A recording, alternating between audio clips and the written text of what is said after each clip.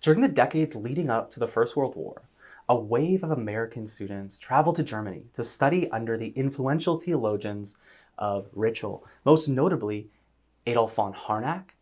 Upon returning to America, these students brought with them these ideas of liberal theology. And so the liberal theology began to have more of an influence in America. Now, one individual who emerged from this theological context was Walter Rauschenbusch. He was a Baptist pastor and he's known as the father of the social gospel. Now, Rauschenbusch grew up in the environment shaped by ritual and ritual's successors. Rauschenbusch was the son of a German pastor, and he later became the pastor of Second German Baptist Church. It was right on the edge of Hell's Kitchen in New York City. The church had many immigrants, and Rauschenbusch learned how little support these immigrants received from the government. This raised a lot of questions in his mind. He viewed the Industrial Revolution as particularly harmful to social relationships.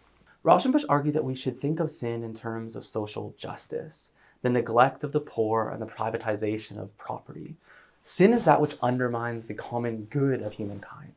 Sin is whatever perpetuates social imbalances. It's whatever leads to the marginalization of these oppressed communities. Rauschenbusch understood salvation, on the other side, as redeeming the individual, but is also redeeming the community. See, the individual who is saved is turned from selfishness to serve both God and humanity.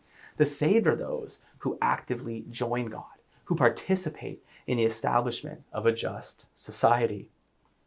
Well, in many ways, Rauschenbusch's vision of Christianity is rooted in Scripture. He takes up Scripture's concern for the well-being of the most impoverished members of society, for the oppressed. But while Rauschenbusch captures a significant aspect of Jesus' ministry, he really overlooks and downplays other aspects of Jesus' teaching and action. He also doesn't speak to the bondage that sin has brought upon humanity. And really, this bondage complicates his overall vision of social justice.